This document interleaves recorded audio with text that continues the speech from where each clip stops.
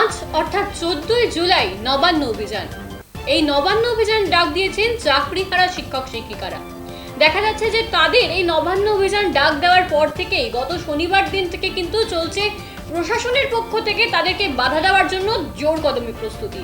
দেখা যাচ্ছে কংক্রিটের ব্যারিকেড দিয়ে বা কোথাও কোথাও লোহার ব্যারিকেড দিয়ে সমগ্র নবান্ন চত্বর একেবারে ঘিরে ফেলা হয়েছে। পাশাপাশি যেখান থেকে সম্ভাবনা রয়েছে চাকরি হারা শিক্ষক শিক্ষিকারা তাদের বিক্ষোভ দেখাতে পারেন সেই সমস্ত স্থানগুলিকে কিন্তু একেবারে কেন্দ্র করে সেই সমস্ত জায়গাতেও একেবারে পুলিশি চাদরে মুড়ে ফেলা হয়েছে।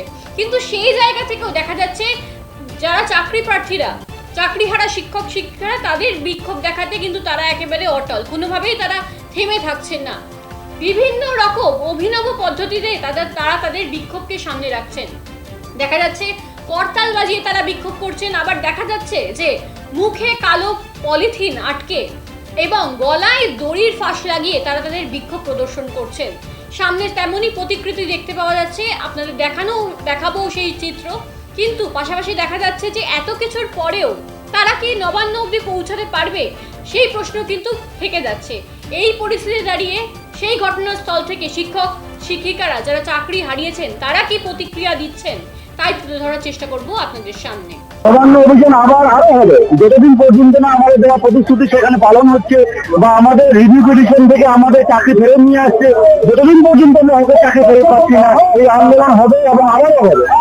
অনেক বাধার মুখে পড়বেন, সামনে বা গার্জেন ঘিরে রাখা আছে, পুলিশি চাদরে মোতায়েন করা আছে। পুরো কি করে দেখে নেবো? আমরা যাই ব্যারিকেডের সামনে যাই, আমরা আমাদের সর্বস্ব শক্তি দিয়ে আমাদের হোটেল লাগে আরো লড়ছি, সবাই লড়বো। আরেকটা যেটা প্রশ্ন যে দেখা গেল মুখ্যমন্ত্রীকে অযোগ্যদের পাশে দাঁড়াতে, সেক্ষেত্রে কি কোনো মনে হচ্ছে যে 0.1% যদি আপনাদের পাশে দাঁড়াতে আগে আমরা চাকরিটা কি হতো? অবশ্যই এই জায়গাতেই আসতো না। হাইকোর্টে যখন কেসটা চলছিল তখনই যদি সার্টিফাইড লিস্ট প্রকাশ করতো তাহলে আমরা তাকে রাস্তাতে নামতাম না।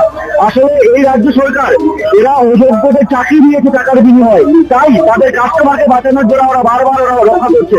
কিন্তু আমরা মাত্র 240 টাকার বিনিময়ে ফর্ম ফিল আপ করে মেধার বিনিময়ে চাকরি পেয়েছিলাম, তাই আমাদের স্বার্থ রক্ষা বা আমাদের মেধা রক্ষার কোনো দায়ভার নেই। এটা অ্যাকচুয়ালি আমাদের কাছে লজ্জা। আমাদের শান্তিপূর্ণভাবে মিছিল করে অবস্থান বিক্ষোভ করে আমরা অনশন করে সব রকম ভাবে শান্তিপূর্ণভাবে যত রকম ভাবে চরমতম পর্যায় পর্যন্ত পৌঁছে যতটা পর্যন্ত যাওয়া যায় মুখ্যমন্ত্রীর সাথে পাওয়ার জন্য আমরা কিন্তু গেছি। বিভিন্ন বাধার মুখে ওদের সামনে গার্জেন পুলিশ আগে মনে আছে সামনে মৃত্যু পরে তো আর কিছু হয় না। আমাদের চাকরি কেড়ে নেওয়া হয়েছে, মানে আমাদের জীবন কেড়ে নেওয়া হয়েছে। এরপরে আমাদের কি হবে? লাঠি মারবে গুলি করবে, আমরা বুক চিপিয়ে দাঁড়িয়ে আছি। আমাদের কাছে আর কোনো অপশন নেই। এটা শুধুমাত্র জীবিকার লড়াই নয়, এটা সম্মানের লড়াই। আমাদের সম্মান চলে গেছে, আমাদের বেঁচে থাকা মানে আমাদের মৃত্যুটা থেকে অনেক সহজ। তার থেকে বড় আমাদের চাকরি দিয়েও যদি আমরা গুলি করে দেয় আমরা সেই মৃত্যুটা মেনে নেবো। কিন্তু আমরা লাঠি ওই জায়গাটা এই জায়গাটা ভয় পাই না। অযোগ্যতার পাশে দাঁড়াচ্ছেন মুখ্যমন্ত্রী দাঁড়াচ্ছেন এটাই আমাদের আশ্চর্যের মানে অবাক লাগে যে বেঞ্চের পাশে উনি দাঁড়াচ্ছেন কিন্তু তার বিন্দুমাত্র তৎপরতা আমাদের জন্য দেখছি না।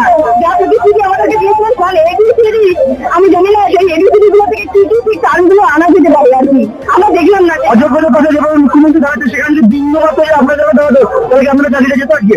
নিশ্চয়ই যেত না, কারণ দেখুন পড়াশোনা হয়ে যাবে ওনার মধ্যে করেছে সেটা তো উনি ভালোভাবে জানেন। তো সেখানে যদি উনি সেই দিকে ইনিশিয়েটিভ নিতেন, উনি কিসের ভয়ে অযোগ্যতার বাঁচাচ্ছেন সেটা তো আমরা বুঝি না যে অযোগ্যতার বাঁচালে যদি ওদের পিঠে চামড়া তোলে। তাই এখন পরবর্তী প্রয়োজন মানে যে সিচুয়েশন তৈরি হয়েছে আমাদের আমার তাহলে সেইটা আমরা দায়িত্ব নিয়ে করবো, সেই পিঠের চামড়া তোলা